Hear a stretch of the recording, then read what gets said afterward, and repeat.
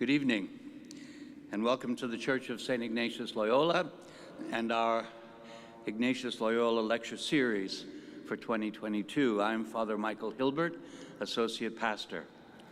You are welcome, those here gathered in the church, and all of you who join us from home via live stream. From last May of 2021, until July 31st of this year, the Society of Jesus celebrates an Ignatian year. May 20th, 2021 marked the 500th anniversary of St. Ignatius's conversion, that fateful day when Ignatius, the soldier, struck by a cannonball, began his transformation into Ignatius the pilgrim, the student, the spiritual master, and the founder of the order. You see that in the apse, in the mosaic on the left, the cannonball moment, we call it. And on March 12th of this year, 2022, we celebrated the 400th anniversary of the canonization of Ignatius. What the Ignatian year puts front and center for us, and this should be of no surprise, is the universality of Christ, the newness that Christ brings to our understanding of our lives and of the world and times in which we live. The Society of Jesus reaches out to all persons of goodwill, led by the Holy Spirit and what we call the Jesuit way of proceeding. For this Ignatian year, we are asking for the grace to see all things new in Christ. And that is the title of this year's lecture series, which we conclude this evening. I'd like to say we save the best for last, but I'm afraid the previous speakers might be offended.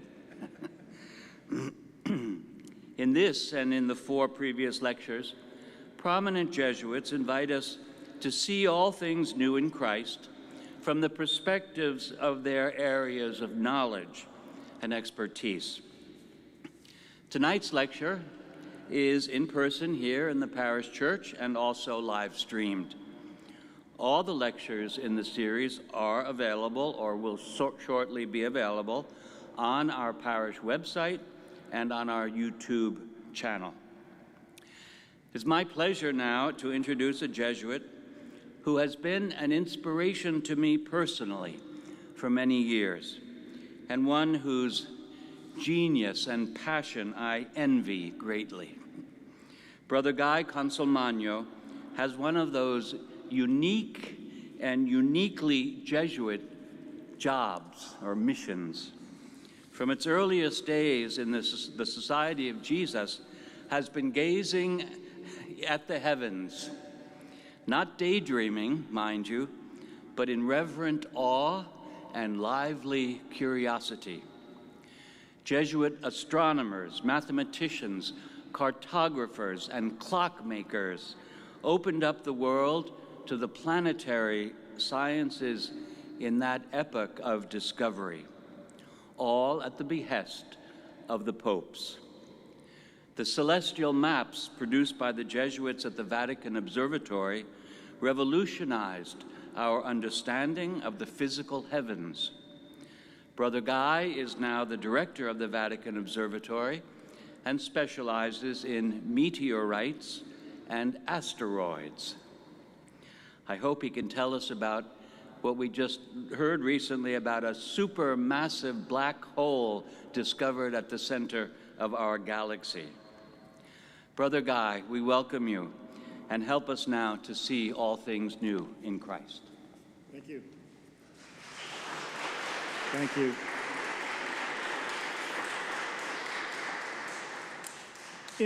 In the autobiography of St. Ignatius, we read, "The greatest consolation that he received was from gazing at the sky and the stars, and this he did often, and for quite a long time." I'm an astronomer. I'm a member of the Society of Jesus, and as that name implies, we're a society that's dedicated to becoming close to Jesus. Jesus as God's incarnation within this physical universe. Now, the first Jesuits were a group of men who had studied at the University of Paris. That's where they met. And so scholarship was an essential part of what formed them as a society. Their unity of hearts and minds came from being students together. The scholarship from the beginning was at the highest level. And it included expertise in all of the subjects of the university, not just theology and philosophy, but mathematics and music and geometry and astronomy, which were the topics of the medieval quadrivium. The heart of Ignatian spirituality is found in the spiritual exercises of St. Ignatius. And these are a series of prayers and exercises whose common theme is to place and identify God's presence in the physical universe, in specific times, in specific places, in salvation history and in our own personal histories. And these begin with something called the principle and foundation. So I'm going to quote a shortened version of them. We are created to praise, reverence, and serve God. The things of the world have been created to help us do this. Therefore, we are only to use the things that lead us to this goal and be indifferent to everything else. We're not to desire things like health or riches or honor or longevity, but only desire that which helps us become what God created us to be. Now, notice what's common in all of these. Created things. We are created. We are things. Things of the world have been created. Created things lead us to God. A created thing that doesn't lead us to God, you just set aside. It's not that it's evil. Just don't worry about it. The spirituality of the Jesuits is all about our place in creation, why we are created, why the world was created, how we relate to creation. And that leads to that famous Jesuit mantra, find God in all things, the emphasis on things. Being close to the created world is a way of being close to the Creator. And that's why science has played such an important role in the apostolates of the Jesuits. All the sciences, not just astronomy. As a case in point, Father José de Acosta was born in Spain, 1540. It's the year that the society was formed. He entered the Jesuits when he was 13. In 1572, he was sent to America as part of the third Jesuit expedition there. And he stayed there for 15 years. He traveled to Peru and Bolivia and Chile and Mexico. And then he went back to Spain, 1587, had a number of university posts, played important roles in the diplomacy between the King of Spain and the Pope and the Jesuits.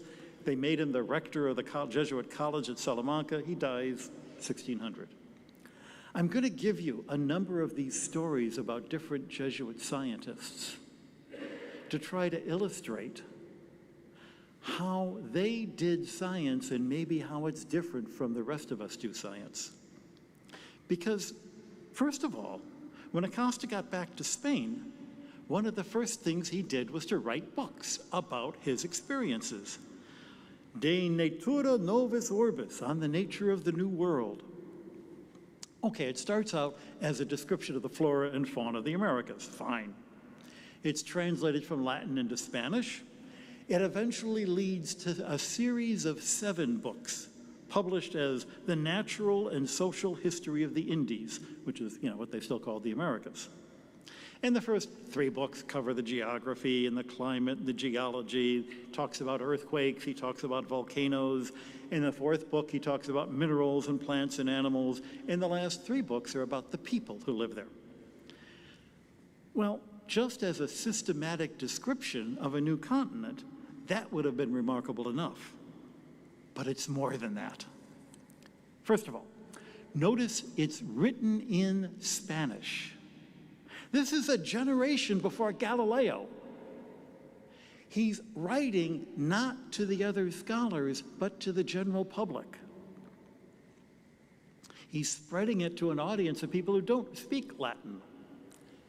Other authors had also written about the strange things you find in the Americas, but Acosta writes this: "Till now, I have not seen an author who dares to find the causes and reasons of the new and strange things of nature, natural things which fall outside of the generally accepted philosophy." For example, at the equator of South America, what do you find? Jungles.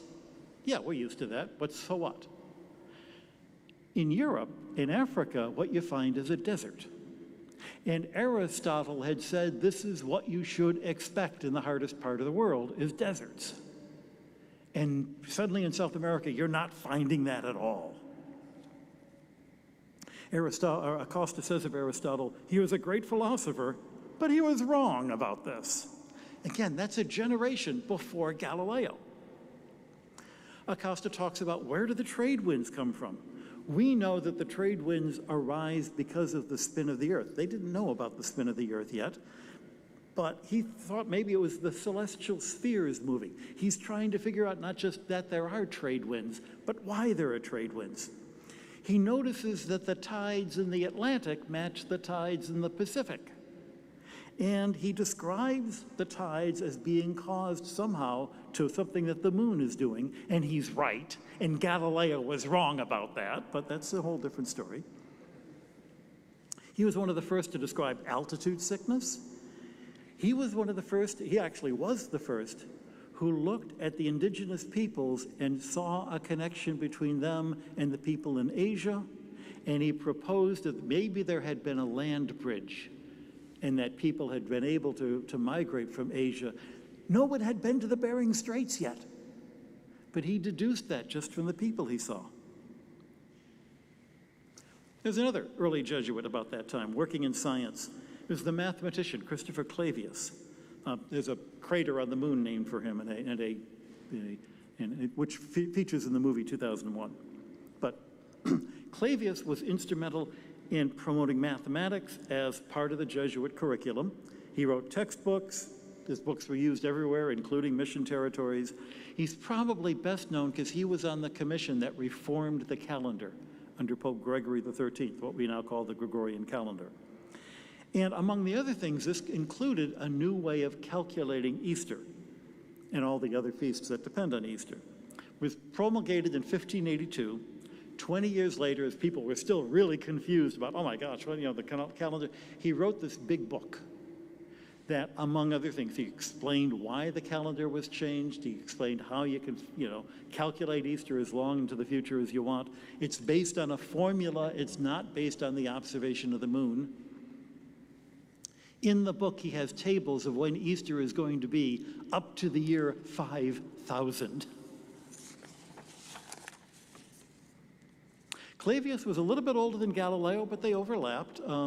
Galileo used Clavius's notes when he taught, asked Clavius for a letter of recommendation when he was looking for a job. Clavius lived long enough to look through Galileo's telescope. And in fact, the Jesuits were among the early supporters of Galileo, but they got into a rivalry. Who was the first person to see sunspots? Galileo said he was. A Jesuit, Christopher Scheiner, said he was. It was actually an Englishman. It was neither of them, but that's... The biggest falling out occurred in 1618 with a fellow named Orazio Grassi. Grassi was the first person to observe there were 3 naked-eye comets in 1618. It's hard enough to see one naked-eye comet. I mean, how many people here have actually seen a comet with a naked eye? Maybe Hale-Bopp, 20 years ago. There were 3 of them in 1618. Grassi has a little telescope. Galileo had only, used it for astronomy 8 years earlier. And with his telescope, he's observing the comet. And he observes the comet in relationship to a certain star in the sky, and he's corresponding with other Jesuits with other telescopes up in Germany who see the comet in exactly the same place in the sky.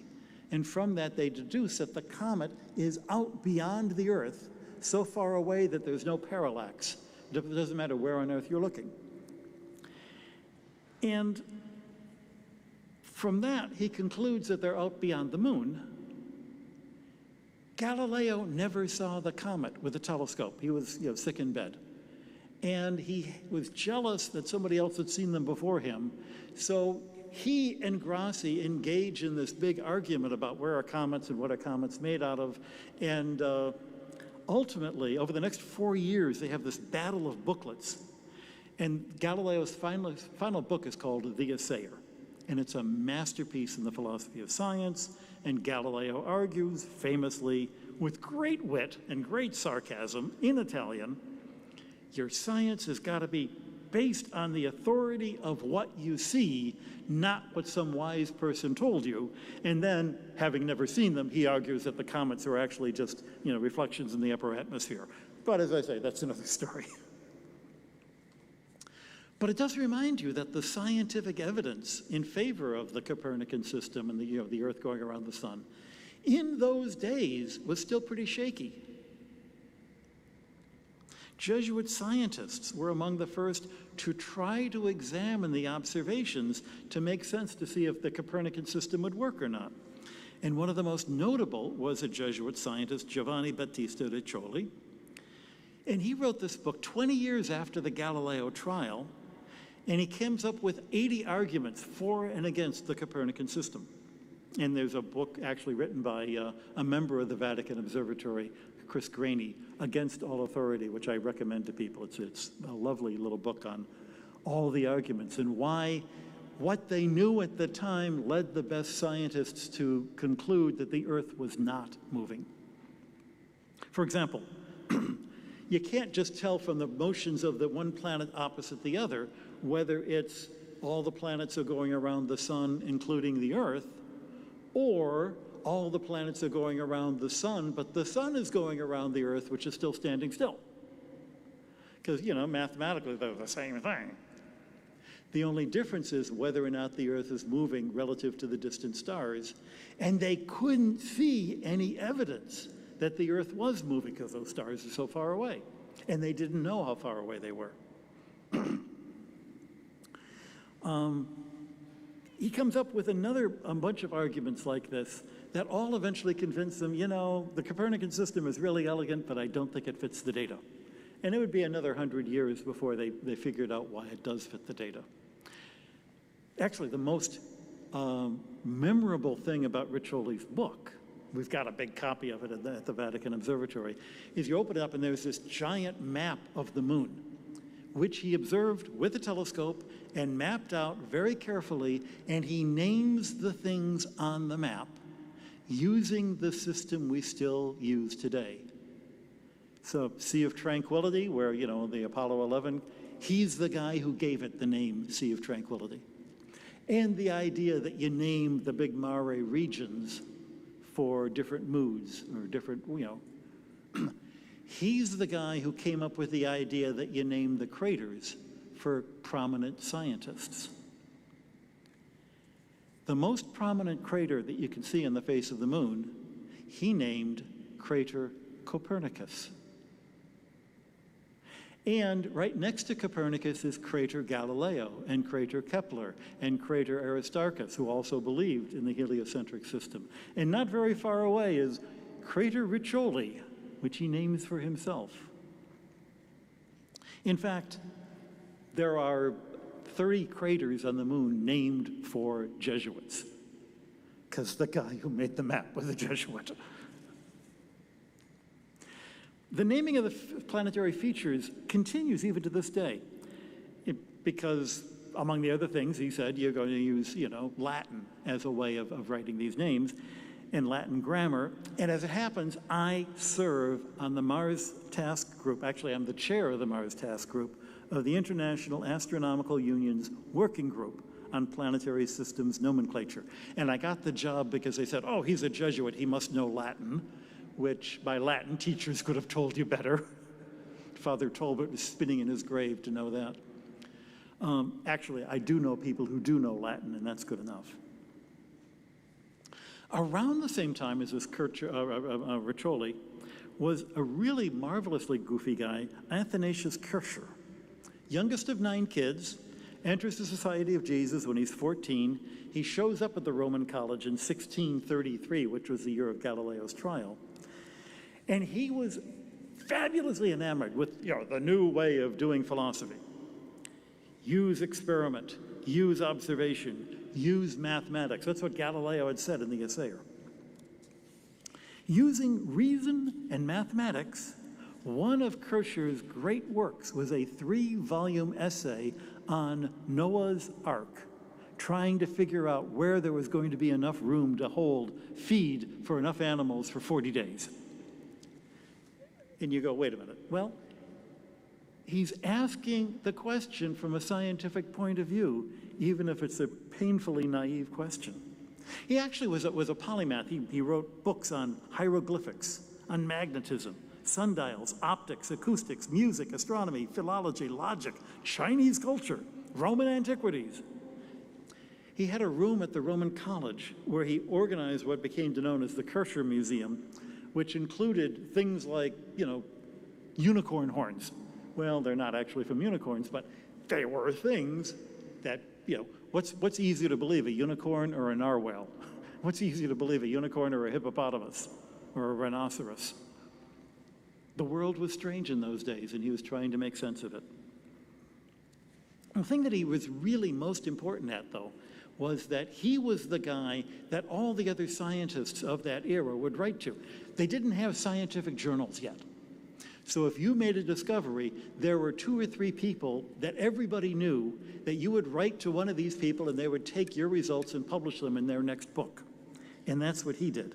Some of the others was Marin Mersenne, who was a French friar, and Robert Hooke, who eventually helped found the Royal Society.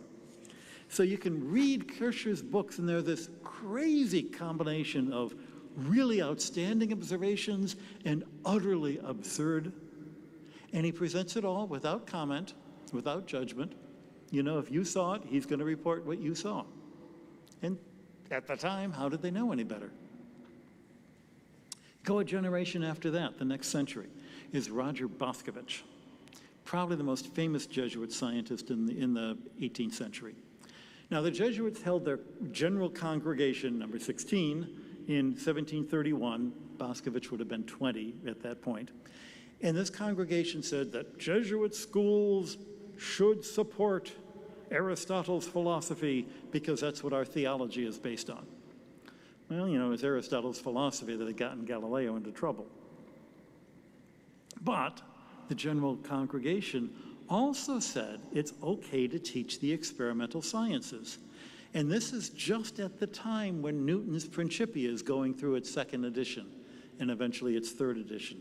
And so Boscovich jumps in and adopts Newton and starts seeing the Newtonian world, which allows for the planets to be going around the sun and the Earth to be going around the sun.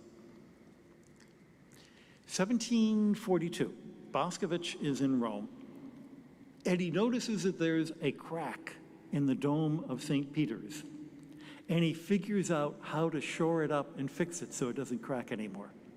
And this makes him a hero, so they start listening to everything else he has to say.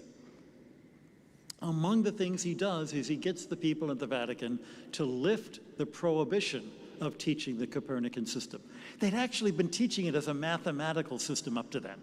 Now it's okay to teach it as a philosophical system. He actually wrote a book in 1758 on the theory of natural philosophy, where he describes for the first time in modern scientific language what we now recognize as the atomic theory, that the universe is made of atoms. When he was a young man, he had observed the transit of Mercury, where you look at the sun and you see Mercury passing right in front of the sun, which it doesn't do all that often. He usually misses one side or the other.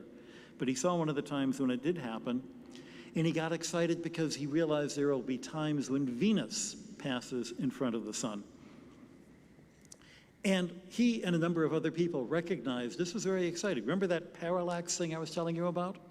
If you can see Venus crossing the sun at 2 different locations on Earth, and you know the difference of where Venus seems to be at from one location to the other, and you know how far apart those two locations are, you can use some clever geometry to work out from the number of kilometers or miles between the two observers, how many numbers of kilometers or miles it is between you and Venus, or you and the sun. And from that you have the basis of how big the solar system is, which is the first step in the ladder that eventually gets you to how far away are the stars, how far away are the galaxies, how big is the universe. It all starts with this observation. At the time of those transits, you wanted people to observe all over the place. The British, for instance, sent, they had somebody observing in England, but they sent somebody to the Americas,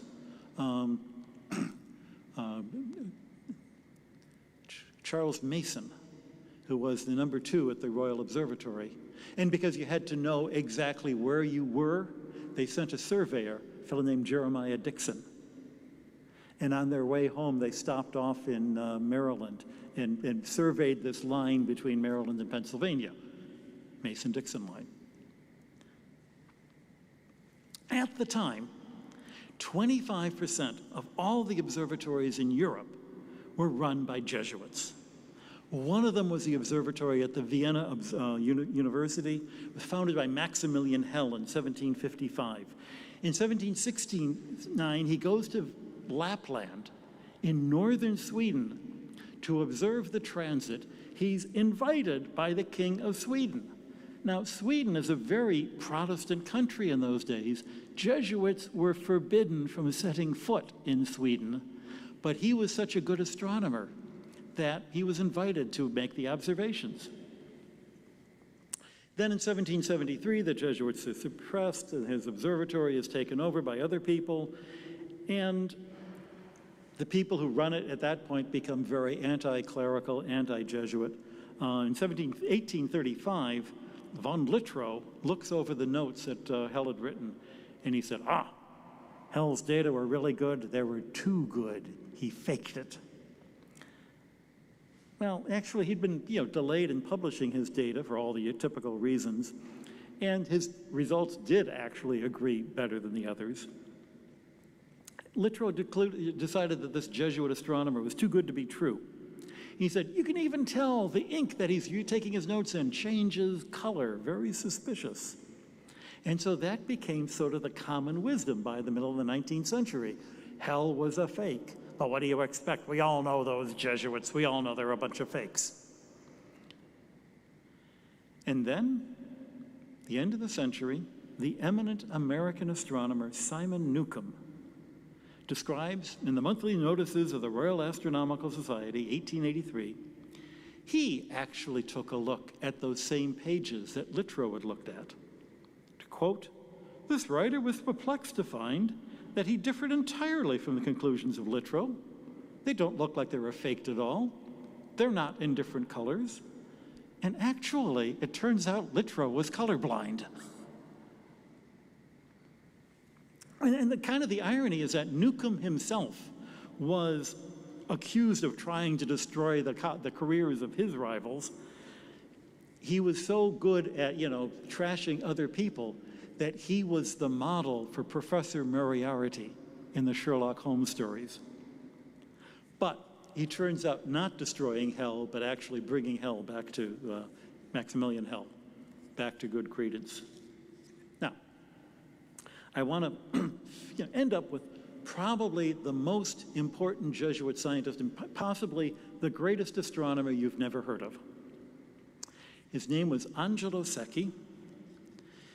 He was born in 1818, so in 2018, people started writing a bunch of books about him, and I actually was the editor of one of those.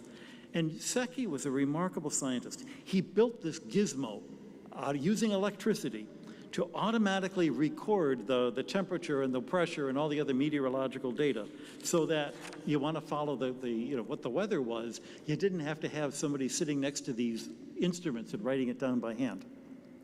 He applied science to civic life in the Holy See, which was still then, the central part of Italy. He worried about timekeeping. He worried about the drainage in cities. He worried about standards for building buildings when there's earthquakes. He made the first magnetic observatory in Italy. He invented a thing called the Secchi Disk, which they still use today. You want to see how clean water is. He's got a white disk with black stripes, a standard set of black stripes. You lower it in the water, and how far down is it before you can't see the black and the white anymore? And that distance tells you how clear the water is. He did that in an afternoon because, a buddy of his needed it. He said, oh, here's what you do. He actually played a key role in fixing the metric system. None of those are the things that makes him great. All of this occurred in Italy during the 1850s and the 1860s and the 1870s when there was politics and warfare. 1848, there was a great revolution throughout Europe, including Garibaldi's army marches into Rome. The Pope flees to Naples. The Jesuits are expelled. Secchi's a Jesuit, so he actually first goes to Stonyhurst in England, where he'd been a physicist. He'd been teaching physics. He goes to Stonyhurst, and they see he has a telescope. He learns how to use the telescope. A year later, he gets a better job at Georgetown, Washington, D.C. That's where he meets people who are teaching him the modern science of meteorology, hence the machine that would do those recordings. The next year, the French army marches back into Rome, kicks out Garibaldi's army, the Pope comes home, the Jesuits come home, and Secchi is made the director of the Roman College Observatory. He's 31 years old, just a kid. And the first thing he does is something that Boscovich had wanted to do. You're an astronomer, you want a telescope. They give, well, here's a wonderful tower. It's so high above all the towers shake in the wind. That's not where you want a telescope. But the roof, has anybody here been to Rome and seen the Church of St. Ignatius? It's a church about the size of this one. And when you walk in the door, you see this incredible dome over the altar. And then when you walk a little bit farther, you go, oh, it's falling over?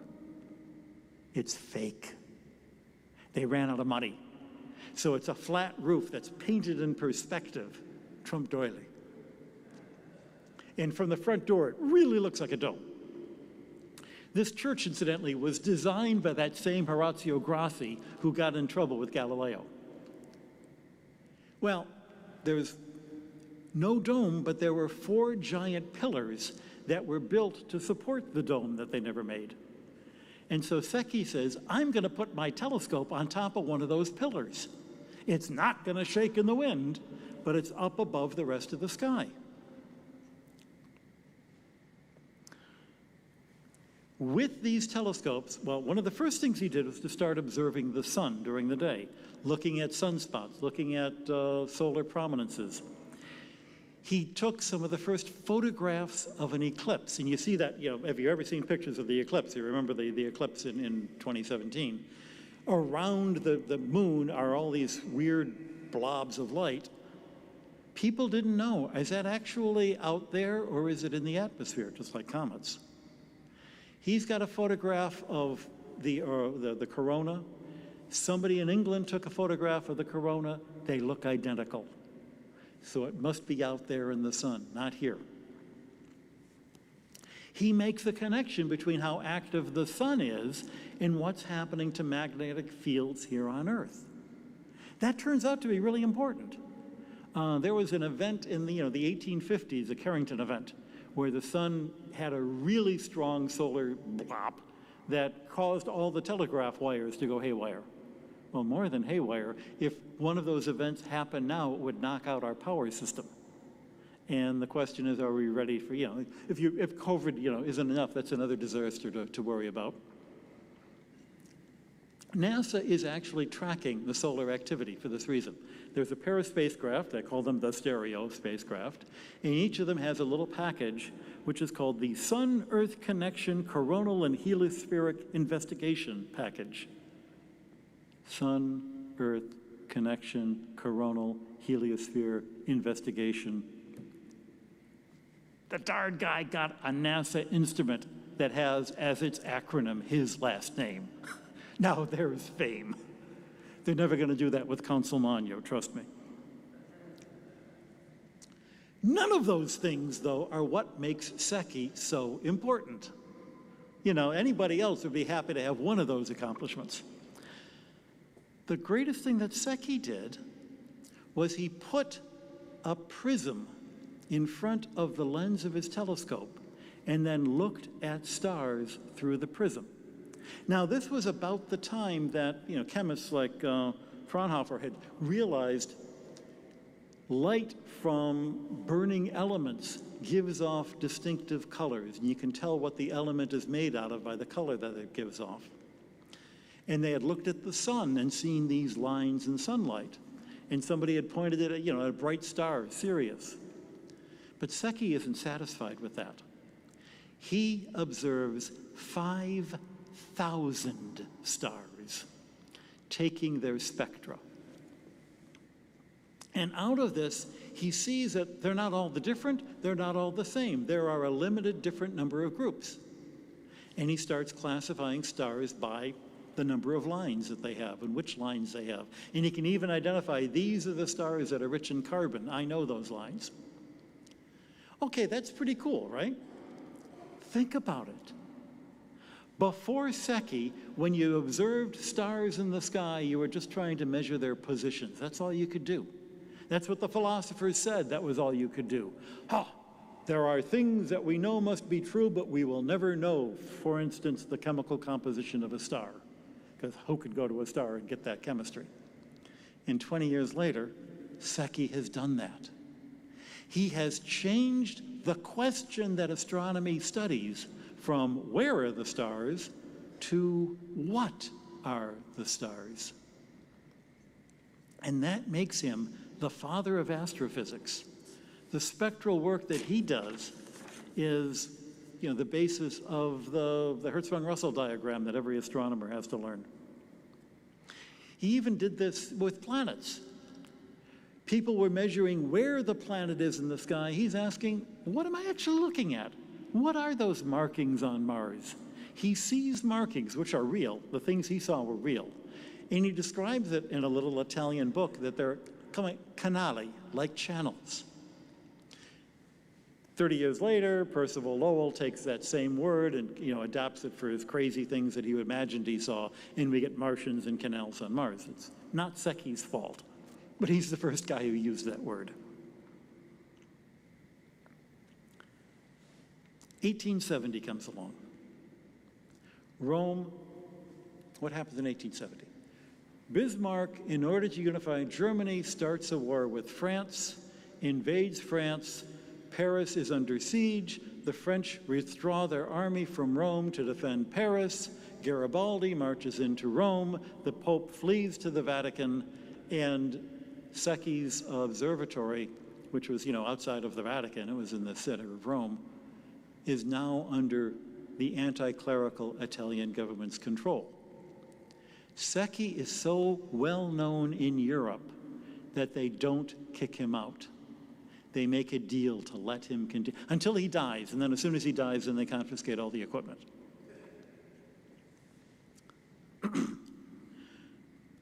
One final thing to give you a sense of what was happening. 1867, Paris had a World's Fair.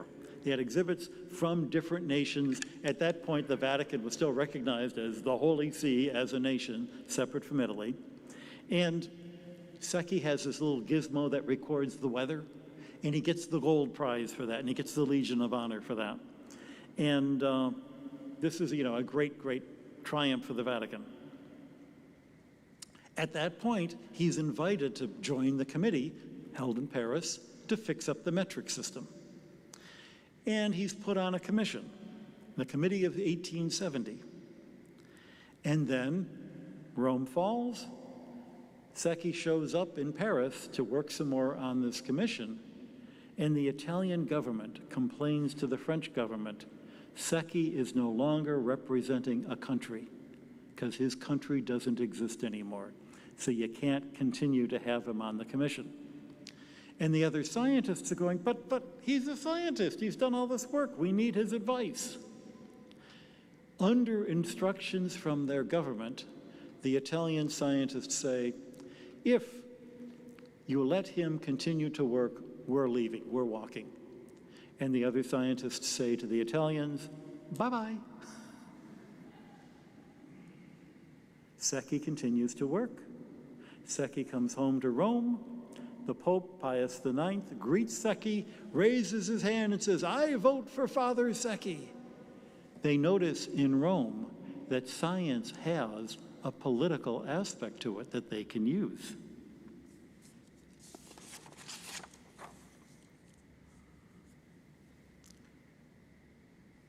This turns out to be important just a few years later. But before I get to that, one last scientist I want to talk about.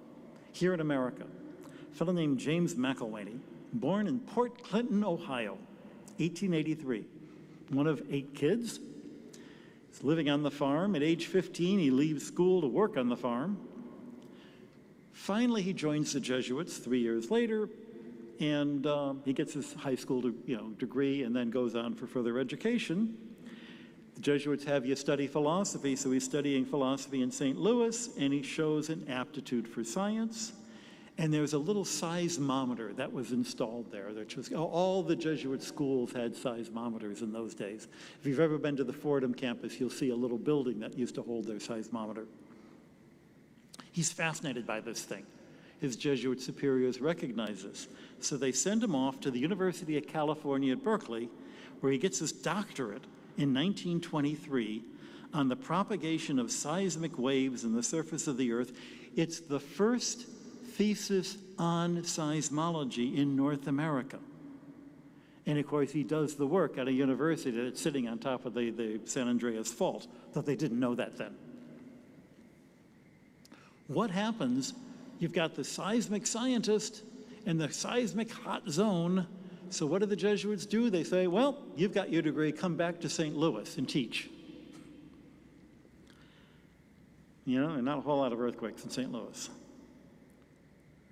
In 1925, though, he revives that network of seismographers, the Jesuit Seismological Association.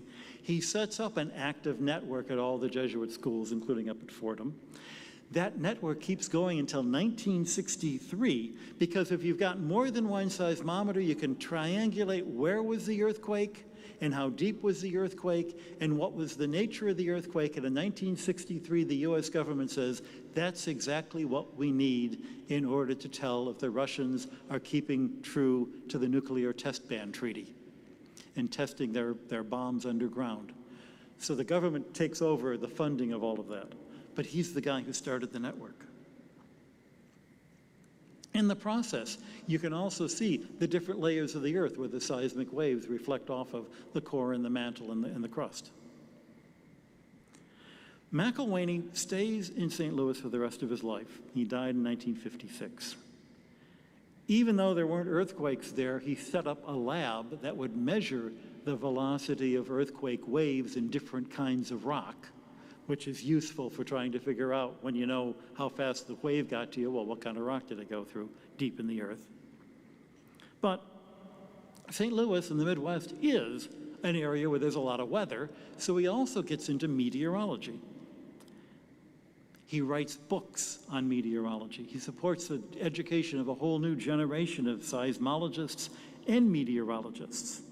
So, every year, the American Geophysical Union awards the Mcelwainey Medal for outstanding achievements by a young scientist, and every year the American Meteorological Society gives the Mcelwainey Award to outstanding students in meteorology. It's the same Mcelwainey, and he's a Jesuit priest.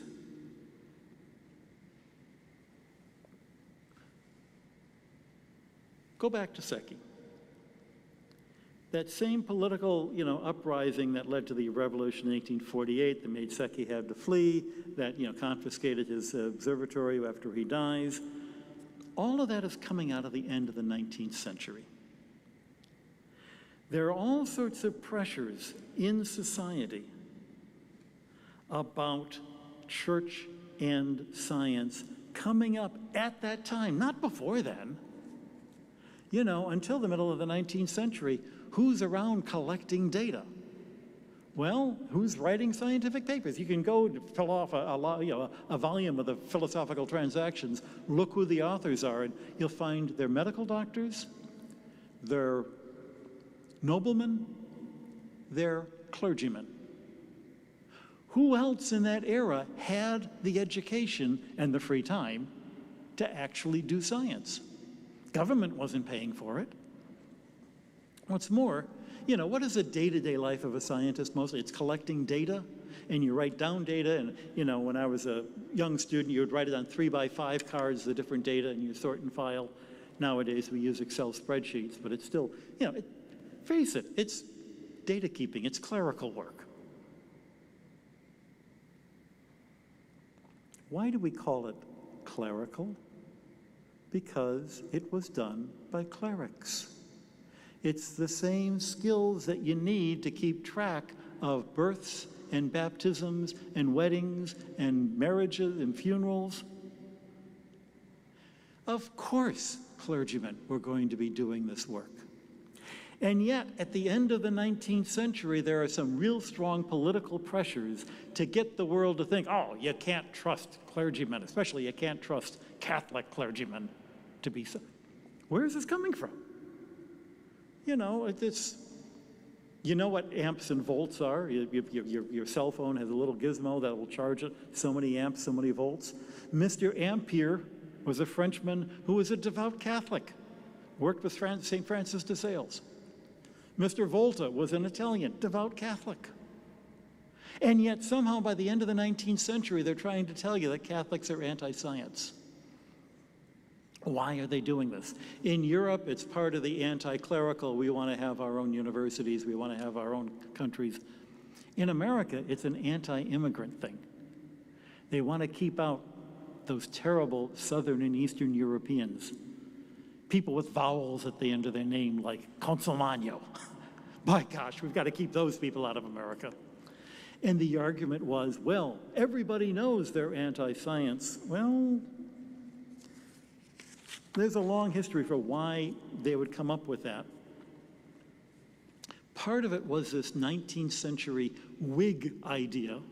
I was surprised. I always thought the Whig was just, a political party. But it was actually a philosophy that said knowledge is always going to improve us every day in every way. I am getting better and better. And, steam engines and electricity is going to solve all of humankind's problems. We aren't going to need religion anymore. And you find that in Sherlock Holmes stories. You find that in, H.G. Wells stories. These guys, incidentally, were big proponents of eugenics because they thought that science can, purify the human race. How do you know the human race is purified? When everybody looks like me and they stop looking like you. Maybe not. And the only group who fought against that was the church. So they said, well, the church must be anti-science. In Italy, the anti-clerical government builds a big statue to Giordano Bruno, making him a hero of science. You'll read the Bruno case. No. Nobody should be burned at the stake, but if anybody should have, he was certainly a candidate. He was crazy. Within the church itself, there's the opposite side, this kind of triumphalism that comes out of Vatican I. After Pius IX dies, the new Pope, Pope Leo XIII, the guy who wrote the encyclical on new things, who says labor unions and we've got to deal with the Industrial Revolution, he also says we've got to do something, number one, to get the world to recognize the Vatican as an independent country, and number two, to emphasize that the church is not anti-science. You kill two birds with one stone. We will establish a national observatory that will work with the other national observatories, and that's how the Vatican Observatory was established, the place that I run now. They started out with a program run out of Paris where every nation was given a piece of the sky to photograph. We still have the telescope that was used to photograph our piece of the sky. The Vatican was given one piece, and Italy was given a different piece. By the 1930s, Italy and the Vatican have finally signed an agreement, and the area out in Castel Gandolfo, where the Pope used to spend his summers, that's given back to the Vatican, and the Vatican says, hey, it's nice and high and dark, and the astronomers go out there and build some telescopes.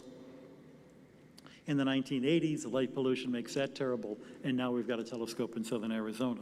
But we still have the headquarters in Castel Gandolfo. And the Vatican is still a member of the International Astronomical Union as a nation separate from Italy, separate from America. I mentioned my role. I'm there as a... There was a committee they were putting together once on planets and planetary science, and in those days, the only people doing planetary science were the Russians and the Americans. And they're looking around the room and they said, we have to have more than Russians and Americans on this committee. But there was nobody else in the room except Russians and Americans. And then a buddy of mine, thanks buddy, looks and says, Guy, you're from the Vatican, your country is in Europe, we'll put you on the commission so we'll have a European. I'm there as a representative, not of the United States, even though that's my citizenship, but of the Vatican. One of the things that we do as a country that is, outside of the political strifes is often we're put in places where there's a lot of conflict so that we can be seen as independent. That whole issue about is Pluto a planet? The definition was written by a Vatican astronomer, Father Chris Corbally. One of the interesting things about the kind of science we do at the Vatican is that we don't have to depend on 3-year grants. I don't have to worry about tenure. I don't have to write to the National Science Foundation every 3 years to get renewed. That means we get to do work that takes 20 years to come to fruition. This is, the work that other scientists will rely on, but nobody else is going to pay for. I'll give you an example.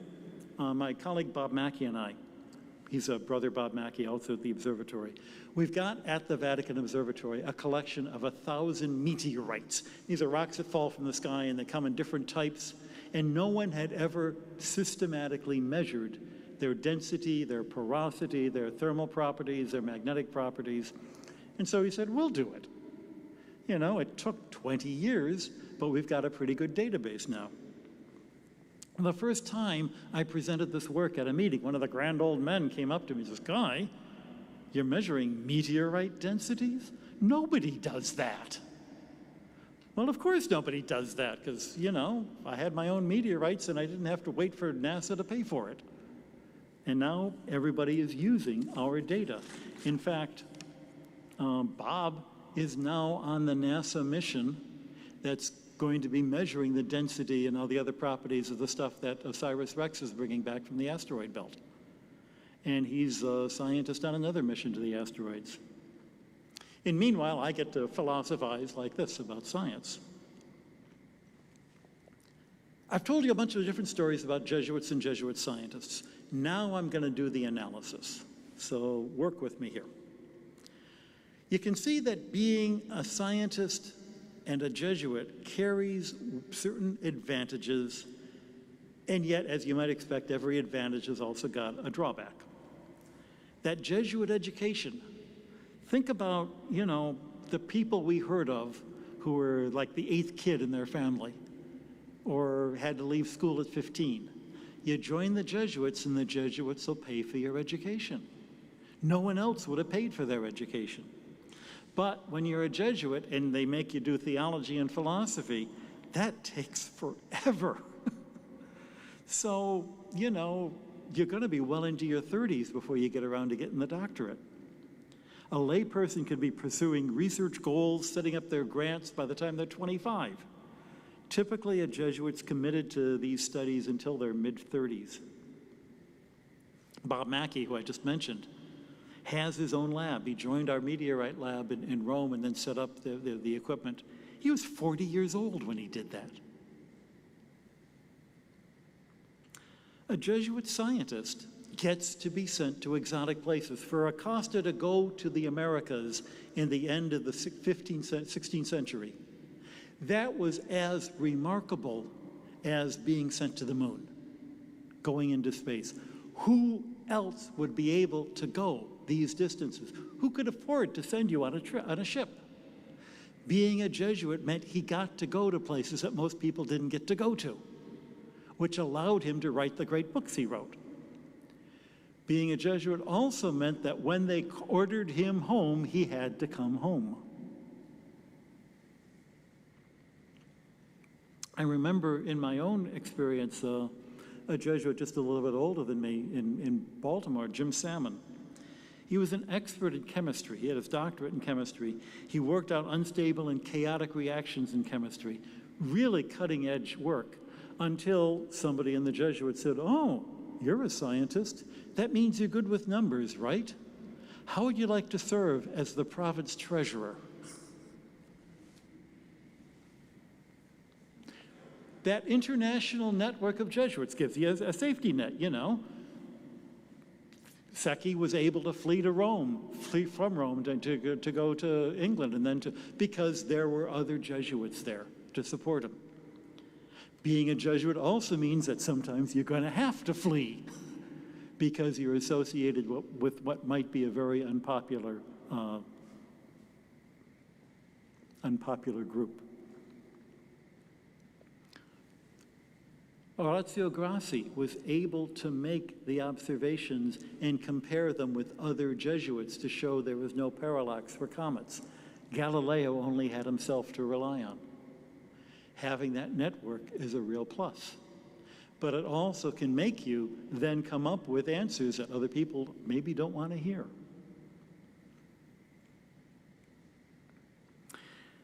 The expectations of the church can put strains on how you present your work. Does the fact that Giambattista Richoli, the guy who worked out was the sun moving or was the earth moving, got it wrong, were his results colored by the fact that he was working as a Jesuit priest, and that's what the theologians wanted him to see? I wasn't there. I don't know. These pressures can not only change what we're going to say, it's never happened in my case, but I can see how in other times and other places it might have happened. Certainly, the work that we do can lead us open to accusations about, you know, we can be used as a stick to beat up the church by people who want to beat up the church. And there's always people who want to beat up the church, which seems to me very odd that you would use, you know, science and religion as a way to beat up the church, because there's so many more obvious things to use than that. If you want to beat up the church, you don't have to look that far. Despite that, people do love to use science and religion, or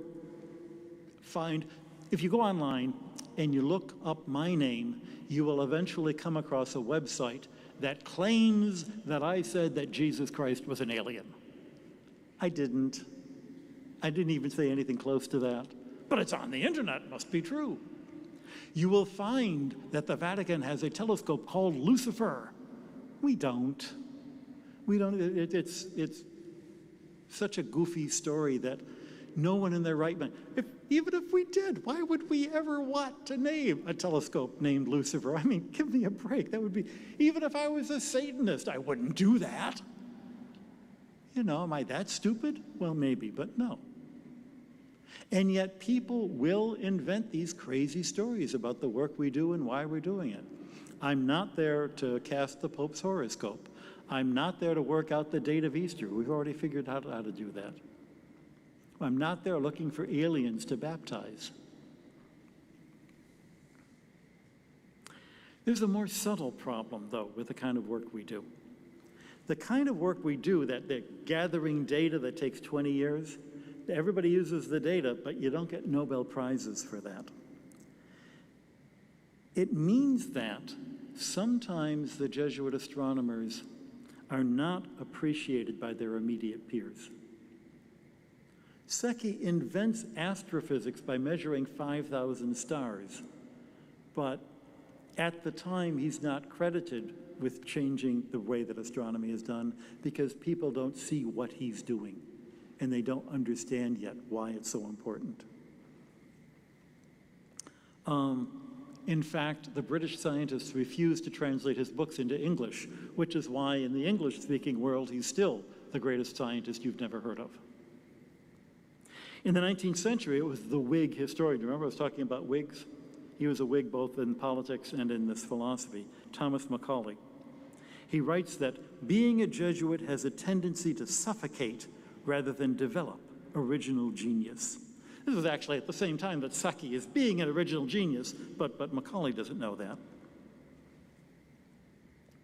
Think of what that phrase means. Suffocate rather than develop genius. It actually goes to the heart of what it means to do Jesuit science, the motivation behind the work. The unspoken assumption of someone like Macaulay is that you do science for the glory. To a Jesuit, the glory that comes from the science ought to be to the greater glory of God, who created this universe, and not to the person who just happened to figure out how he did it. Certainly not just for the guy who got the grant. It's a hard thing to sell to our fellow scientists. Why am I doing this work? Am I doing it to show up the guys at State University? Am I doing it to get the bigger grant? Am I doing it because it's the only job I know how to do, even though I hate doing the job? All of those can be the motivations. Instead, to be a Jesuit scientist is to remember why we're doing it, to be closer to God. And if you think that's very vague, what I mean is to get that jolt of joy that you get when you've been touched by the supernatural. When you see something you never saw before, and the most exciting thing you can do is to tell somebody else about it. Oh my gosh.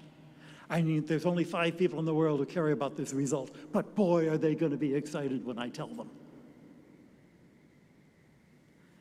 In that sense, research is a form of prayer. In other words, we do the science for the love of it.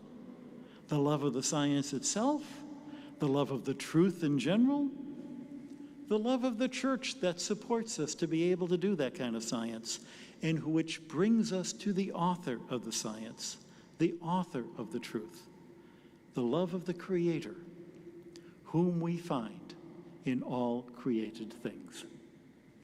Thank you very much.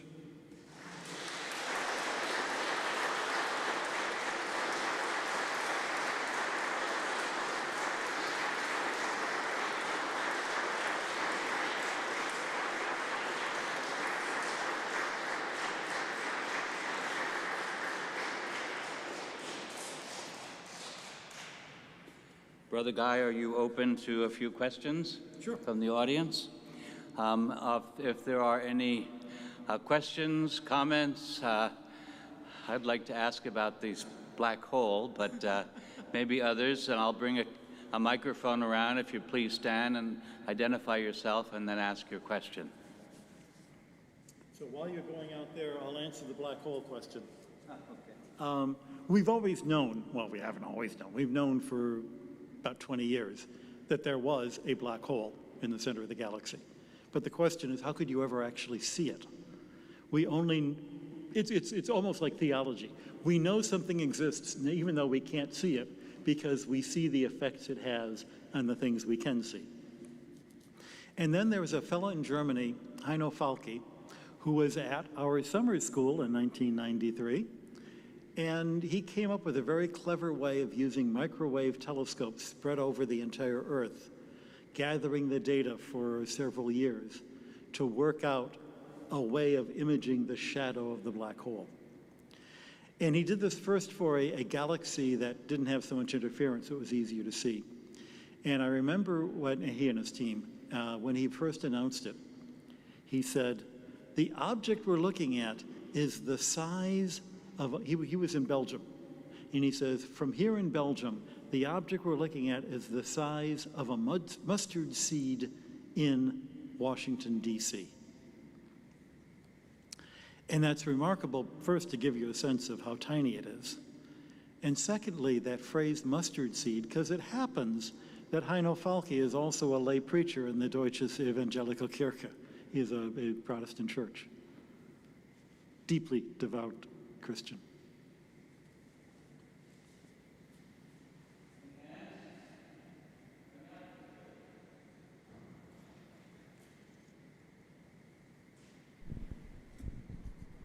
Please stand and tell us who you are and ask the question. Sure. I'm Eduardo Padron. I'm a member of St. Ignatius of the parish. Brother Guy, when you were explaining, it seemed that science and religion or faith fit nicely together.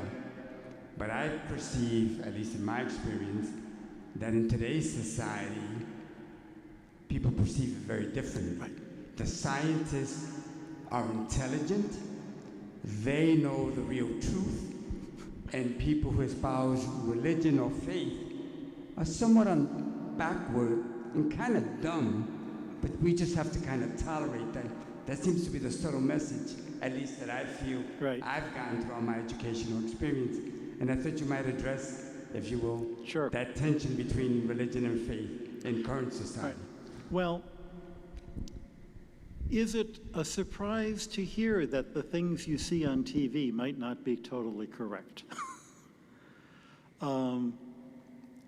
Have you ever been to a baseball game and then you go and watch how it was presented on TV and you go, wait a minute, that wasn't the game I saw? And it's not, the fault that they're evil people. It's just the nature of the medium. It warps what you see. It makes everything stark black and white. The people who are popularizers of science sadly don't get much respect from the scientific community. And they often are very defensive about, and they're often motivated to do it because of insecurities in themselves. And they want to, show that they're so committed to being a scientist that. The fact is, of course, that scientists are not smarter than the rest of us. And the first person who would tell you that is that scientist's competitor, who will tell you how stupid his rival is, just like any other human field. Scientists are fallible and get things wrong, and yet they're still the best we've got. Kids think their parents are perfect. When kids grow up to become adults, they realize that their parents weren't perfect. And if they're smart, they realize that they love their parents all the more for it. Because they realize how much their parents tried to do, even though they didn't know it all. A lot of it, too, is the way that we're taught science. In school, especially in high school, in physics, is getting the answer in the back of the book. But that's not science. That's any more than playing scales is playing music. That's how we train scientists, but that's not science itself. It's not that there is a right answer and you'll find it in the back of the book. Religion is also taught that way. It's getting the rules right, remembering the Bible verses, remembering the catechism answers. And all of those are actually good things to train you, as long as you realize it's the first step. That's once you've got that mastered, then you can do religion, which is much more creative and much more exciting, and you experience things and you go, oh, that's what they were talking about. I always recited that rule, but I never really meant what they meant. Most people stop learning religion, when they get confirmed. It's the last time they're in church. You know the old story of the preacher who had a bunch of bats living in his church. How do I get rid of the bats? Give them confirmation. You'll never see them again. But most people stop learning science when they're 14 and never get to the good stuff. Never get to the whole point of science is what we don't know, not what we do know. And I'll give part of the blame to scientists in a parish like this who won't get up and talk about their science to the men's clubs, to the women's club, to the CCD program, because they're afraid that they're the only scientist and people are going to reject them. What I found was, when I entered the Jesuits, I was 40 years old. I already had a career. And so many of my colleagues came up and said, "You're religious?" Like you couldn't tell, I guess. All right, maybe it tells you something about my religion.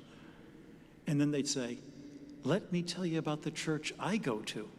And I go, "You go to church too?" I was shocked at how many of my colleagues, prominent scientists, were deep people of faith because we're afraid to talk about it.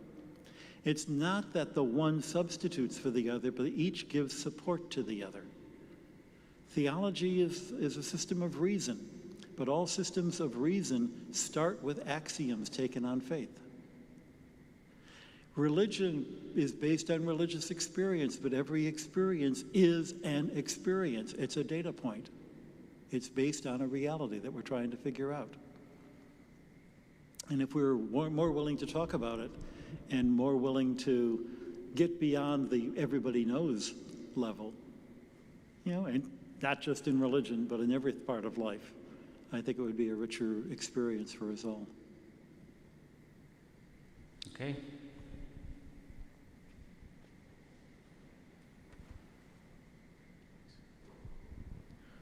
Hi, my name's Matt. What are your thoughts on dark matter? Some scientists have felt they're tachyons of some sort. Mm-hmm. Would you like to elaborate on that? Yeah. We've got, at the moment, by almost sheer accident, 5 members of the Vatican Observatory who are interested in cosmology in one form or another.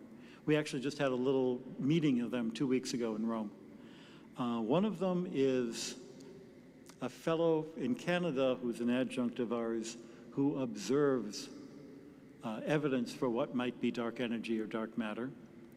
One of them is a woman who works at Stanford in the big experiment in the Homestead Mine in South Dakota, looking for particles of dark matter. And she's in charge of all the computing of it. All of which is to say, we don't know, which is why it's so exciting. Because science isn't about the stuff we know, it's about the stuff we don't know. But if we hadn't learned the other stuff, we wouldn't have realized that there was things like dark matter and dark energy. Or shall I say, there are observations of nature that are really hard to explain. And the best we've been able to come up with is dark matter, dark because we can't see it, but we kind of think it's there. Dark energy, not because it's, blackish or so, just we can't see it, but we can see its effect on the way the universe works. And we're stumbling in the dark. And we're going to be doing that for the next 50 or 100 years. And I can't think of a more exciting thing to be worried about. So yeah, a lot of people are going to say, hey, what if it's, or what about? And those will be in the papers. Why not? They're exciting. They're fun. But we don't know. I don't know enough to say yes, and I don't know enough to say no. So the real question is, okay, you got a cool idea. How would you test it? If that were true, what would you see, and where would you see it, and can we look there? And that's what science does.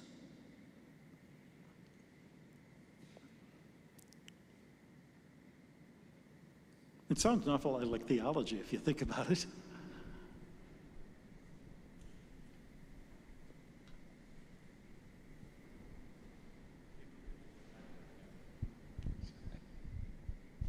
Yeah, I'm Charlie Corliss. Thank you very much. Extremely enriching. I'd just love to get your take on one of my heroes, Teilhard de Chardin, as a Jesuit and scientist. A whole lot of contributions. I wonder how he fits into your whole, what you've learned and what you do. I've read a bit of Teilhard, but I'm by no means an expert. And there are experts probably in this church who know more about him than I do. My impression is that his real achievement was asking the right questions. I'm not so convinced he's come up with answers that work, but that's okay, because that's how science works. He was a real scientist. He was the one who actually tried to ask the questions, what are the theological implications of a universe that's bigger than planet Earth, and evolution, which means a humanity that 1,000, 10,000, 1,000,000 years from now may look really different. And he philosophized in a very poetic way about what it might mean. That's not to say that that's what it's going to mean, but he was brave enough to ask the question and to get us all daydreaming. I'm a big science fiction fan. I would call what he does philosophy fiction, sci-fi. But it's daydreaming, and daydreaming is the first step to discovery because it makes you. Einstein thought, what would happen if I could move on the crest of a light wave? What would the universe look like? And out of that daydream came relativity. Out of Chardin's daydreams about what are these questions going to do to our theology, I think will be the source and has become the source of a great new way of looking at the questions we've always had and seeing them from a different perspective. And it doesn't mean that the old stuff is wrong. It means that we're seeing it in 3D now. And we're seeing angles on it that we wouldn't have thought of before.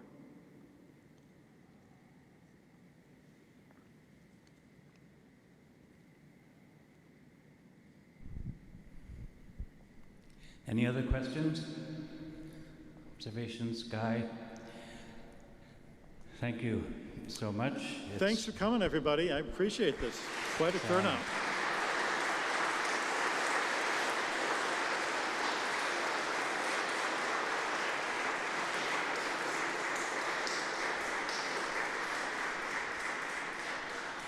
Some people call it daydreaming, some people call it pray dreaming.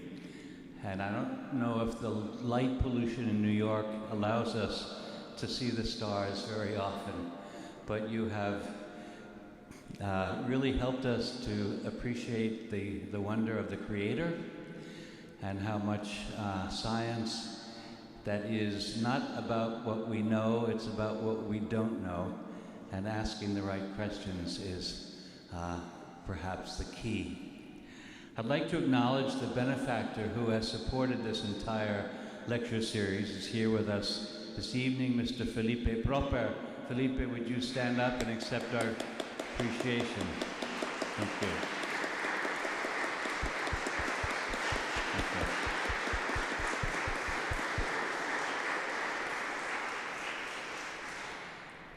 And to Brother Guy, as you head back to Tucson or back to Rome, you're going to be, you go with our appreciation and our gratitude and our sense that this glorious history of science in the Society of Jesus that began with the cannonball moment, but really came at a time when the world was expanding, the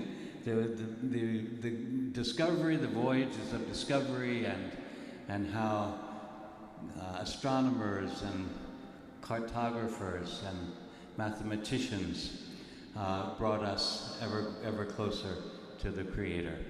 Let us pray.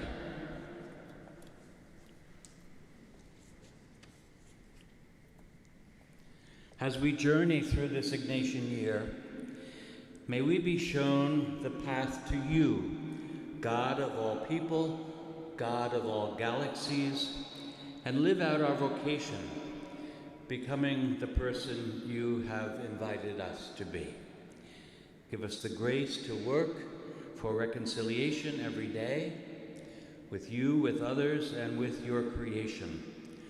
Open our eyes so we might see all things new in Christ. Amen. Thank you very much. Good evening, and we'll see you in September with the next lecture series. God bless.